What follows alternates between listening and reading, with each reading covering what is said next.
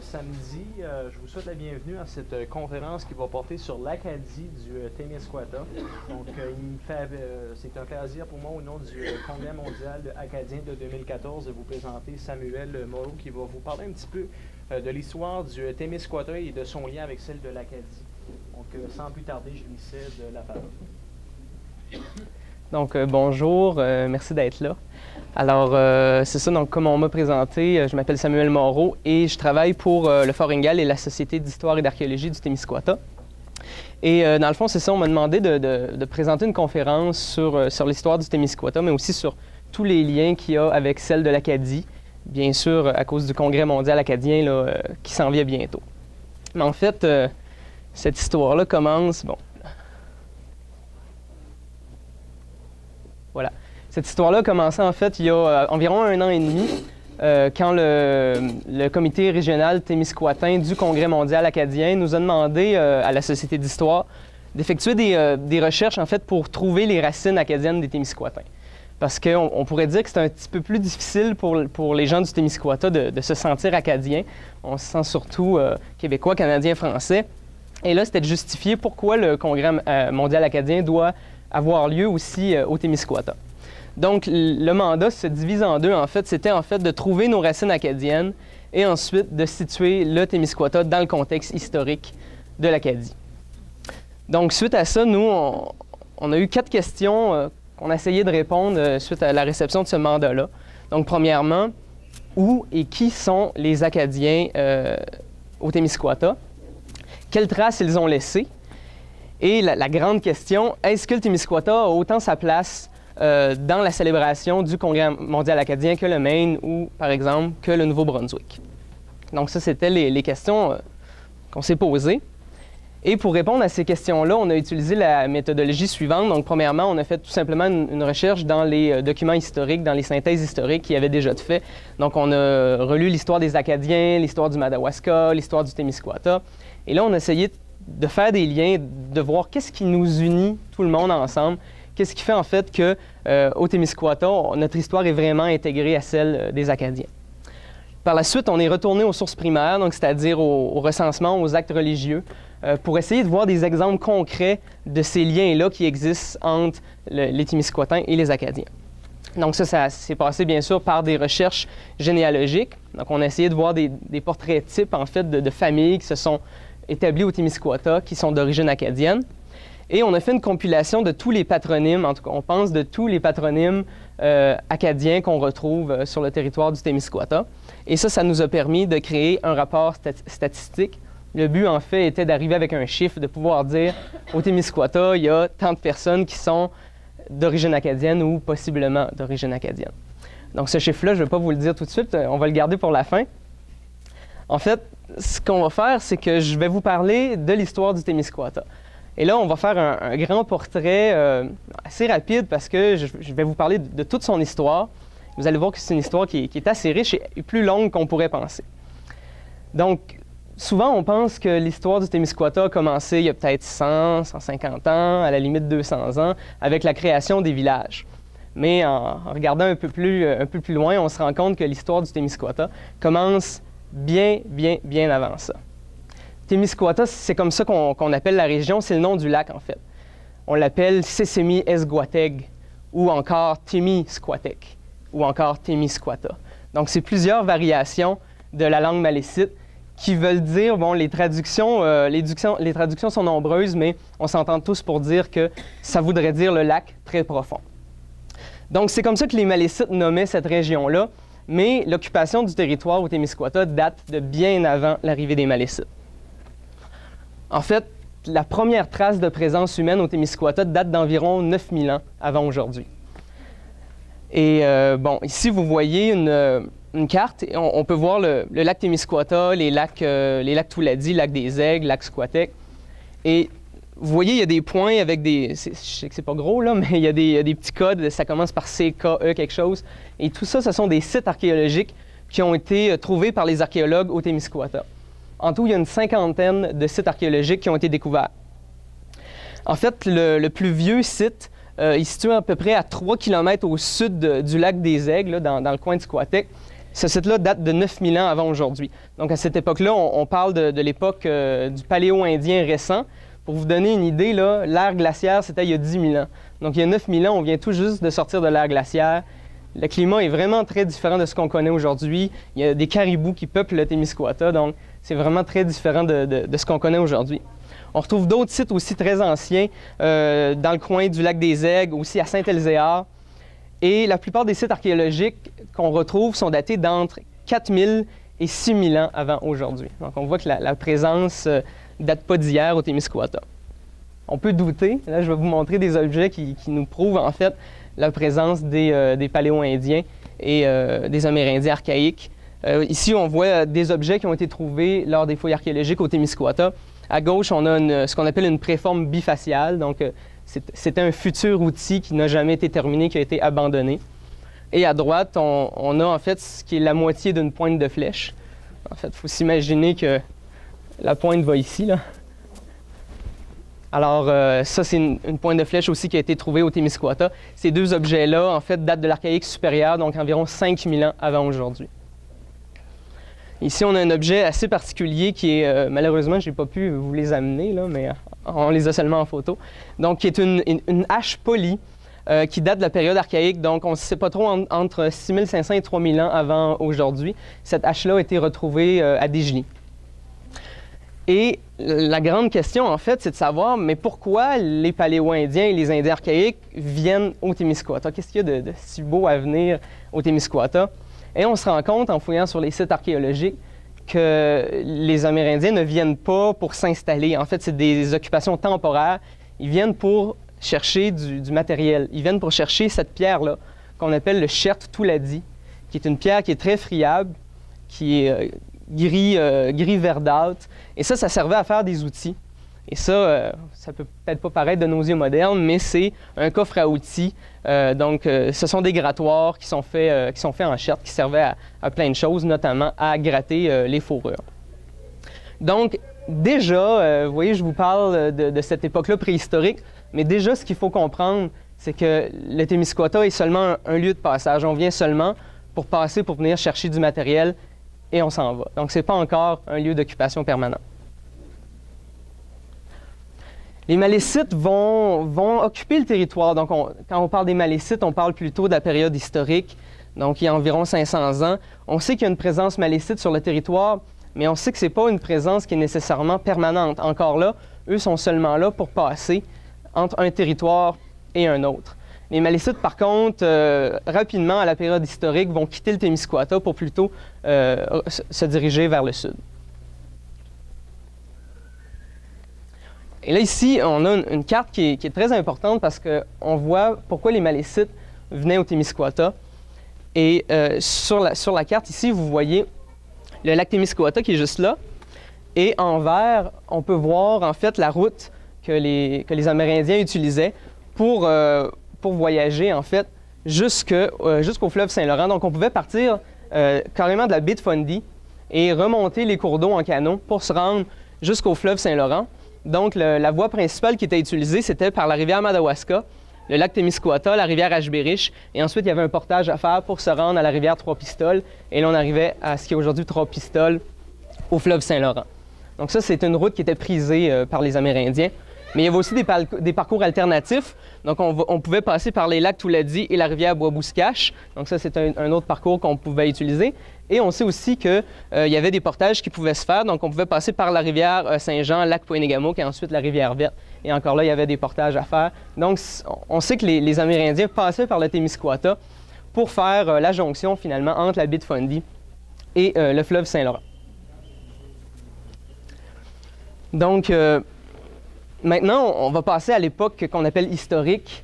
La première trace, si on veut, écrite du Témiscouata date de 1604. On ne mentionne pas le Témiscouata en tant que tel, mot pour mot, mais on peut le deviner. Donc, c'est Samuel de Champlain qui cite, je vais vous lire l'extrait. « Ralleau, secrétaire de Sieur de Mont, apprend de Secondon, chef de ladite rivière, en parlant de la rivière Saint-Jean, que les habitants du pays vont par Issel-Rivière jusqu'à Tadoussac, qui est dans la grande rivière du Saint-Laurent, et ne passe que peu de terre pour y parvenir. » Donc, il nous explique que, en fait, les Amérindiens passent de la rivière Saint-Jean, ils sont capables de se rendre jusqu'à Tadoussac.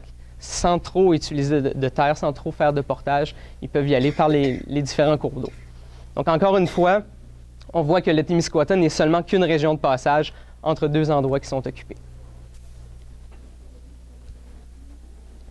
Il va y avoir une première tentative de colonisation au Témiscouata en 1683. Donc, vous voyez ici Charles Aubert de Lachenay, qui devient le premier seigneur de Témiscouata en 1683.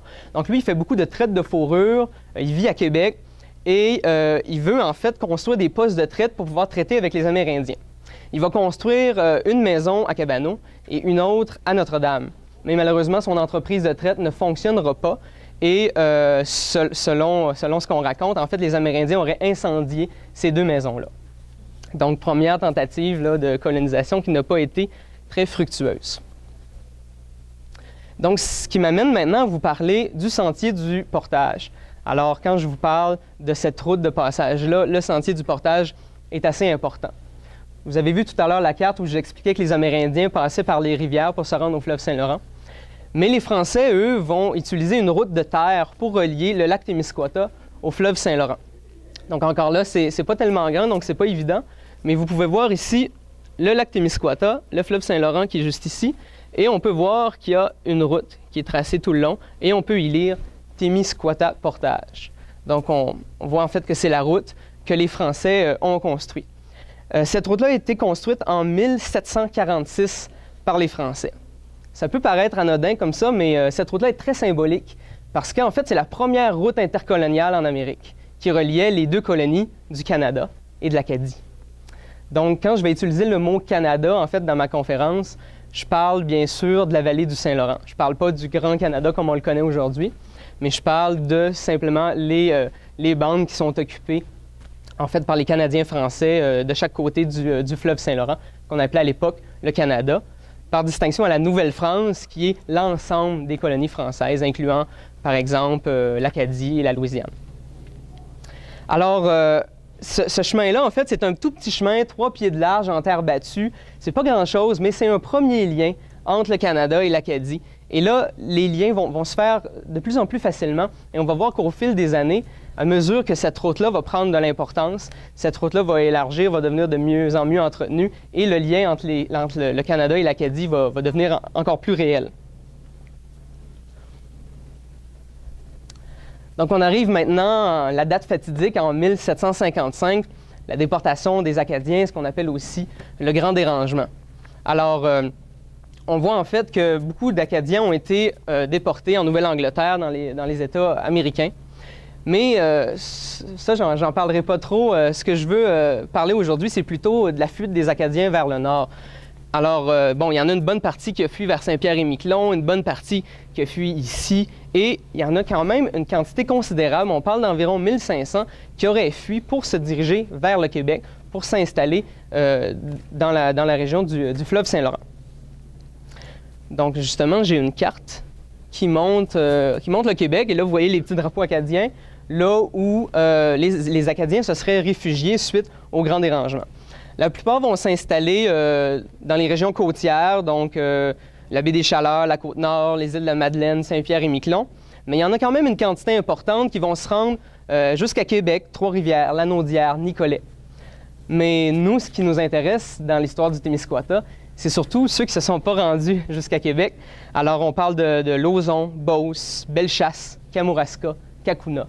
Donc, il y a une partie importante des Acadiens qui ont fui vers ces régions-là et qui se sont installés, donc tout près finalement du Témiscouata.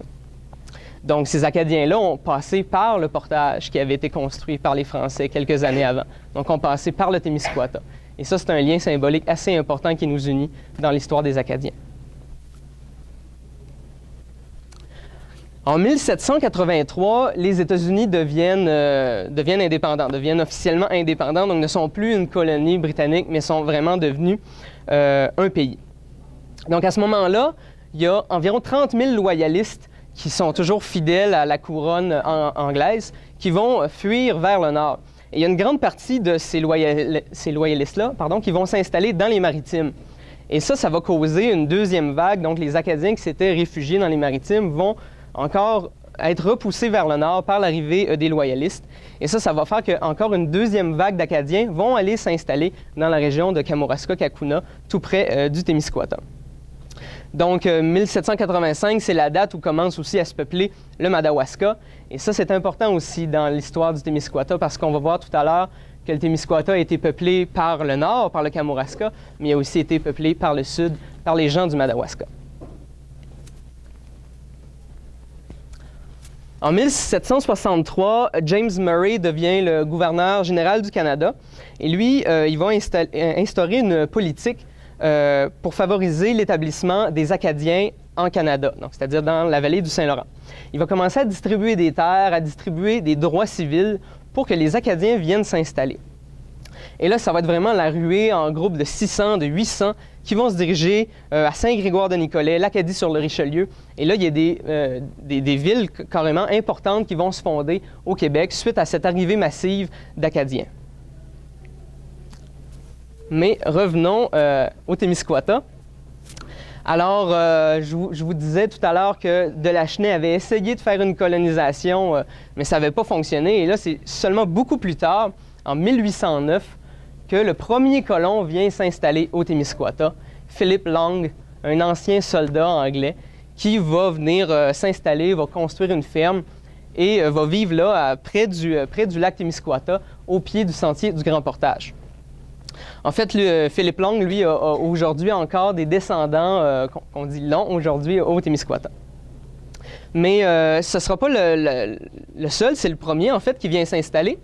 Mais en 1812, il y a eu une importante guerre qui opposait les États-Unis à la Grande-Bretagne.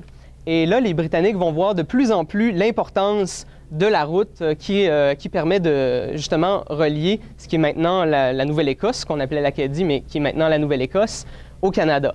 Alors là, cette route-là devient de plus en plus importante et on veut installer des colons tout le long de cette route-là. Alors, donc c'est ça, tout le long de la route, il va y avoir une dizaine d'anciens soldats anglais qui vont s'installer à partir de 1817 tout le long de la route du Portage. Alors, il y a 3 principaux villages, si on veut, à cette époque-là. On peut parler de villages parce que là, c'est vraiment un regroupement de plusieurs habitations. Alors, lorsqu'on remonte la rivière Madawaska, on arrive au bout de la rivière Madawaska à sa jonction avec le lac Témiscouata. Et là, on a un endroit qu'on appelle le dégelé. On l'appelait comme ça parce que, semble-t-il, la rivière ne gelait jamais en hiver. Dégelé est devenu, par la suite, dégelé.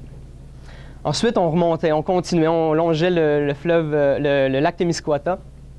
Et ensuite, on arrivait à un endroit où on avait construit plusieurs petites cabanes pour loger les troupes britanniques. Alors, on ne sait pas si ça vient de là, mais on pense que les petites cabanes on les appelait des cabinots. Et cabinots seraient devenus par la suite cabanos.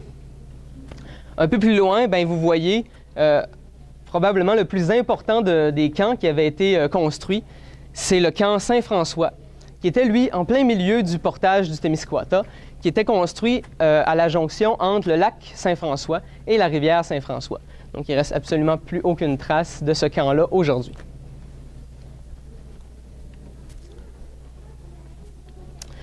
Dans les années 1830, il y a une guerre qui se prépare dans notre région. Cette guerre-là, on va l'appeler la guerre de l'Aroostook, et ça oppose les Britanniques aux Américains. En fait, on ne s'entend pas à savoir où devrait être située la frontière entre le Canada et les États-Unis. Les Britanniques, eux, disent que la frontière devrait être située au sud de la rivière Aroostook, la ligne que vous voyez en rose ici, tandis que les Américains, eux, veulent avoir, en fait, tout le bassin versant. Donc, ils veulent avoir toutes les rivières et les lacs qui s'écoulent vers le sud et tout le territoire que ça implique. Donc là, on ne s'entend pas sur l'endroit où doit être située la frontière et la guerre est déclenchée. À partir des années 1830, on va construire des forts un peu partout sur le territoire. Vous voyez ici une image du lieutenant Frédéric Lennox Ingalls, le constructeur du fort Ingalls à Cabanon. Donc lui, en 1839, il est mandaté pour construire une forteresse au lac Témiscouata, forteresse qu'on appelle au départ Poste du lac, mais qui sera nommée par la suite en son honneur Fort Ingalls. Mais ce fort-là ne sera pas le seul fort construit pour cette guerre-là. On construit aussi un fort à dégeler, qu'on va appeler le poste dégelé, un autre fort ici qu'on appelle le Petit Saut, le fortin du Petit Saut. Il y avait déjà un fort qui était situé à Grand Saut qu'on appelait le fort Carleton. Et du côté du Maine, bon, il y a deux forts qui seront construits spécialement pour cette guerre-là, donc le fort Fairfield et le fort Kent, mais il y avait beaucoup d'autres occupations, je ne les nommerai pas toutes, là, parce qu'il y en avait des dizaines, situées partout sur le territoire pour se défendre, en fait, contre l'invasion américaine d'un côté et l'invasion britannique de l'autre côté. Alors, vous voyez justement ici une image, une aquarelle, en fait, qui a été faite par un ingénieur de l'armée britannique, l'ingénieur Philip John Bembridge, qui représente d'une façon assez artistique Fort Ingalls. Donc, ce qu'on peut voir, en fait, sur cette image-là, c'est principalement la route que vous voyez ici, qui est la route du portage. Donc, ici, on aurait le lac Témiscouata, et en s'en allant comme ça, on pourrait se rendre jusqu'à Notre-Dame-du-Portage. Ici, vous voyez le Fort Ingalls. Mais ce qui peut attirer l'attention, c'est les petites maisons qu'on peut voir juste ici à gauche. Alors, on voit qu'il n'y avait pas seulement le Fort Ingalls dans les années 1840, il y avait aussi d'autres habitations situées à proximité. En fait, ce qui s'était passé, c'est qu'en 1823, le seigneur Alexandre Fraser de Rivière-du-Loup était venu ici au Témiscouata pour se construire une maison de pierre. Il avait construit aussi 4 maisons, un moulin à scie et un moulin à farine. Donc, c'était vraiment une petite bourgade. Et avec l'arrivée du Fort Ingalls, ça va amener une troupe massive de 200 soldats. Mais ce n'est pas seulement les soldats qui vont suivre, il va y avoir aussi une main-d'œuvre civile importante. Et pendant toutes les années que va durer cette guerre-là, il va y avoir des civils qui seront occupés à construire des forts, à construire des routes, à construire des ponts, à couper du bois. Et le lieutenant Ingalls mentionne qu'il y a environ 500 personnes qui sont affairées au Témiscouata à faire ces ouvrages-là. Donc 500 personnes, c'est quand même considérable. Et on pourrait s'attendre à ce qu'aujourd'hui, dans les habitants du Témiscouata, il y ait des descendants, peut-être des soldats, mais sûrement de ces travailleurs civils-là, qui étaient presque tous originaires du Kamouraska. Et plus tard, vous allez voir une preuve, en fait, de ce que je dis là. Donc, la première vague de colonisation va commencer à partir du milieu du 19e siècle. Alors, en 1854, il y a déjà 141 familles qui sont établies au Témiscouata. Ils viennent principalement, en fait, du nord, comme je vous disais, de Kamouraska. Donc, ces 141 familles-là, ça correspond à 941 personnes, dont 856 sont d'origine canadienne ou acadienne. Malheureusement, les recensements ne font pas la différence entre Canadiens et Acadiens, donc ça aurait été intéressant, mais malheureusement, ils ne font pas la distinction. Donc, on peut se dire qu'il y a environ une centaine d'habitants qui sont plutôt d'origine anglaise, écossaise, irlandaise, par exemple. Donc, les premiers villages, en fait, à être fondés seront Notre-Dame-du-Lac, Saint-Louis-du-Ha, Saint-Honoré, Desjely, Cabano et Saint-Eusèbe. Et ces villages-là vont avoir beaucoup d'essor suite à l'arrivée du train du Témiscouata, le Témiscouata Railway. Donc ça, c'est la première vague de colonisation, si on veut. La deuxième vague, elle, va arriver plutôt à la fin du 19e siècle. Mais pour l'instant, je vais vous parler d'une compagnie qui était très importante au Témiscouata, qui était la Fraser Company Limited. Donc en 1898, M. Donald Fraser achète les droits de coupe du bois pour tout le Témiscouata pour 125 000 $ et va construire le village Fraser, un village constitué de 30 à 40 maisons pour des ouvriers écossais. Il va y faire construire aussi une usine de sciage, une chapelle presbytérienne, une école et un magasin général. Donc ça va vraiment contribuer à l'essor du Témiscouata. La deuxième vague de colonisation, elle, comme je disais, va apparaître plus vers la fin du 19e siècle dans la région du transcontinental. Donc, déjà, Rivière-Bleue, Saint-Éleuther sont fondées. Et là, avec l'arrivée du chemin de fer en 1914, on va voir la fondation de Sully, Saint-Marc-du-Lac-Long, Escourt, Packington et Saint-Antanas. Donc ça, c'est la deuxième vague. Et il va y en avoir une troisième qui va arriver plutôt dans les années 1930, suite à la Grande Crise. En fait, les gens vont venir s'installer pour vivre de l'industrie du bois et là, ça va permettre de développer toute la région qu'on appelle le JAL. Donc, Squatec et Saint-Just-du-Lac existaient déjà et là vont être fondées 8 autres paroisses, dont Saint-Émile-d'Eauclair, Saint-Gaudert-de-Lejeune, Biencourt et Lac-des-Aigles. Il y a aussi Saint-Jean-de-la-Lande et Saint-Elzéar qui vont être fondés à la même époque, même si ce n'est pas dans la même région. Ils vont être fondés aussi pour les mêmes raisons suite à la crise économique. Donc, suite à ce résumé assez rapide là, de l'histoire du Témiscouata, où on est parti il y a 10 000 ans, puis on est remonté à peu près jusqu'à aujourd'hui, on peut se demander d'où viennent les habitants du Témiscouata. Parce que, après ce que je vous ai dit, on voit que le Témiscouata est habité depuis à peine 200 ans, mais que le grand dérangement, lui, a eu lieu il y a 250 ans. Donc, on pourrait tout de suite dire, bon, ben ça y est, il n'y a pas d'Acadiens au Témiscouata. Mais pourtant, on retrouve des patronymes, on retrouve des noms typiquement acadiens dans les habitants du Témiscouata, et pas seulement dans les dernières générations. On peut remonter des lignées, ça fait plusieurs années, plusieurs générations qui sont au Témiscouata et qui sont de descendance acadienne. Donc, le peuplement du Témiscouata, lui, s'est fait en majorité entre 1850 et 1950, majoritairement par le nord, mais ça ne veut pas dire que parmi ces gens-là, il n'y avait pas d'Acadiens. Donc, justement, je vais vous prouver ce point-là. Donc, pour être certain, en fait, de ce qu'on avançait, il a fallu qu'on fasse des recherches généalogiques. Alors là, c'est sûr qu'on n'a pas ratissé tout le territoire au grand complet. Aujourd'hui, je vais vous donner seulement 2 exemples qui sont très caractéristiques, qui représentent un exemple du peuplement par le sud, par le Madawaska, et un exemple de peuplement par le nord, par le Kamouraska. Donc, on va commencer par Pierre Cyr, qu'on retrouve S-I-R-E là, dans les registres, qui va devenir C-Y-R par la suite. Pierre Cyr est né en France en 1644. Sa profession, c'était celle d'armurier.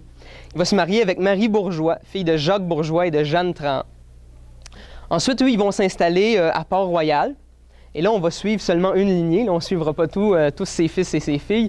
Donc, son fils, Jean-Baptiste, est déporté en 1755 à Sainte-Anne-des-Pays-Bas. Donc, Fredericton, finalement. Alors, son fils Jean-Baptiste, lui, a eu 6 enfants. Et de ces 6 enfants-là, on va en retrouver beaucoup au Madawaska et aussi au Témiscouata. Donc, eux, ils quittent en fait Sainte-Anne-des-Pays-Bas en 1784 pour aller s'installer au Madawaska. Et aujourd'hui, on retrouve des descendants de Pierre Cyr au Témiscouata qui portent le nom de Cyr, C-Y-R.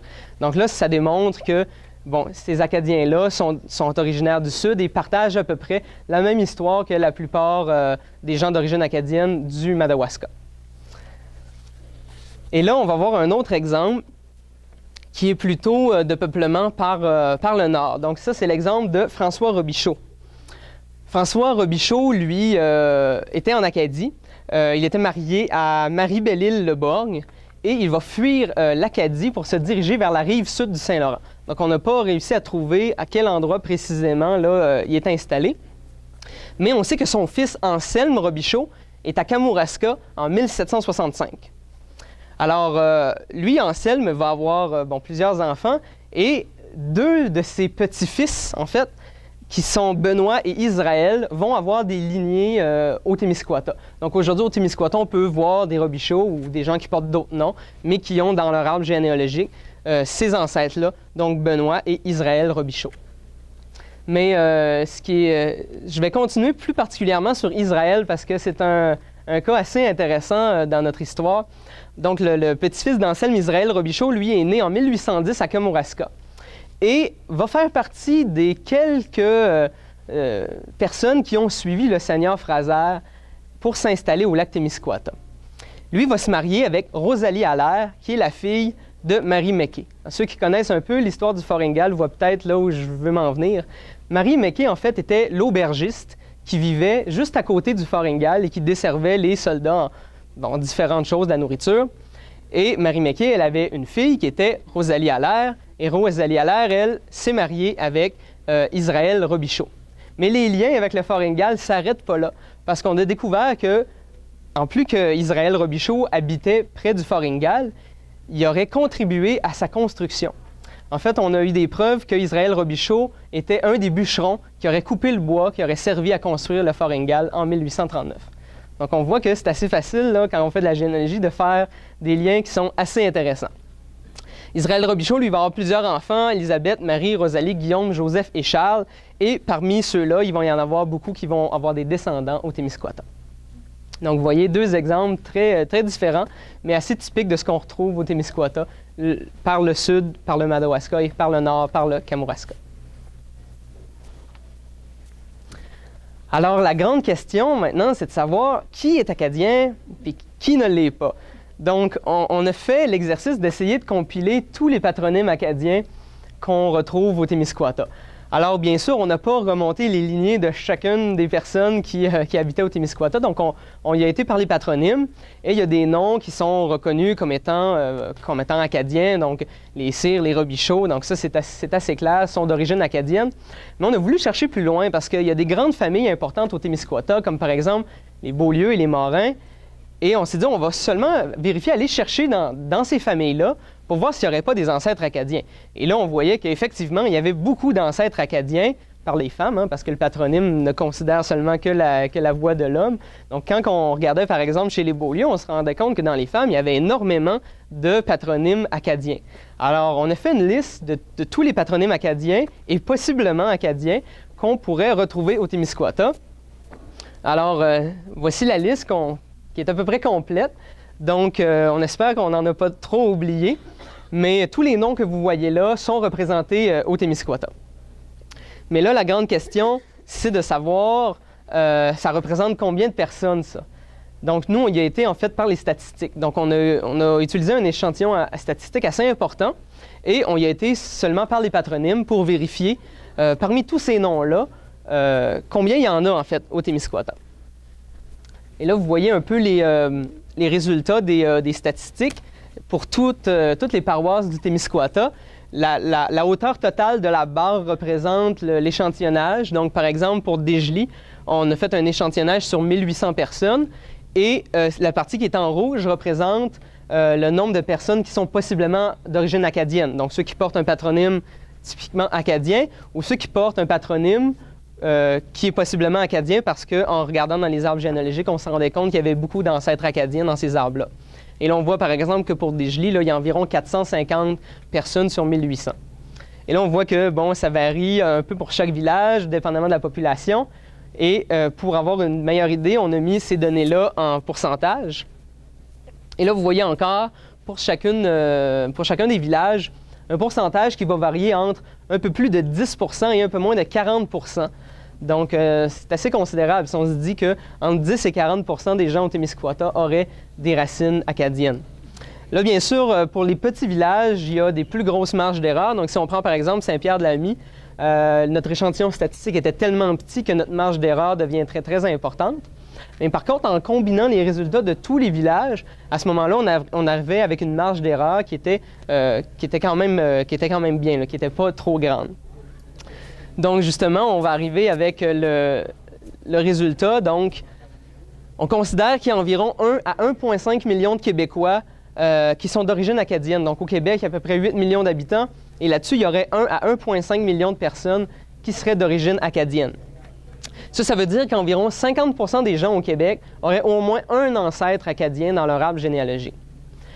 Et bon, selon des données qui ne sont pas les nôtres, il y aurait 22 % des Québécois qui sont de racines acadiennes. Et nous, on est arrivé avec un résultat de 28 % des Témiscouatins qui auraient des racines acadiennes. Donc, c'est un pourcentage qui est un peu plus haut que la moyenne au Québec, ce qui est normal parce qu'on est justement sur le passage lorsque les Acadiens sont partis pour aller s'installer un peu partout. Alors, je compare ici avec une étude qui a été faite par le CIEQ Laval pour vous montrer que quand même notre méthode statistique s'approche d'une méthode qui est plutôt génétique. Donc, eux, ils ont fait une cartographie en fait du Québec où on voit la contribution génétique acadienne. Et pour la région du Témiscouata, on peut voir que le pourcentage varie, selon eux, entre 13 et 28 %. Donc, nous, on se situe à la limite extrême là, de ces données-là. Nous, on est arrivé avec 28 %. On pourrait expliquer ce pourcentage-là parce que nous, on y a été très inclusif. Donc, on a inclus aussi les patronymes qui n'étaient pas typiquement acadiens, mais dont on pouvait voir beaucoup de lignées acadiennes parmi ces familles-là. Donc, en conclusion, on revient sur les questions qu'on s'est posées au départ. Alors oui, en fait, les habitants du Témiscouata ont des racines acadiennes. Il n'y a plus de doute. En fait, je vous l'ai démontré. C'est pas toute la population, mais c'est quand même une partie importante. Et on voit que notre région Témiscouata a été témoin de l'histoire des Acadiens par son lien important entre le Canada et l'Acadie. Et puis, bien sûr, ces liens-là, ça apparaît d'abord dans nos patronymes. Alors, on voit beaucoup de personnes qui portent des noms typiquement acadiens. Et en faisant notre généalogie, on peut trouver, on peut chercher, on peut regarder si on est d'origine acadienne, mais la conclusion, en fait, de tout ça, c'est de dire que l'Acadie moderne, c'est une Acadie qui est inclusive. Donc, même si vous ne portez pas un patronyme acadien, même si vous ne réussissez pas à trouver un patronyme acadien dans votre arbre généalogique, bien, il faut se dire que le Congrès mondial acadien, ça va être une expérience vraiment unique pour mettre en commun l'histoire et la culture qu'on partage avec nos voisins du Nouveau-Brunswick et du Maine.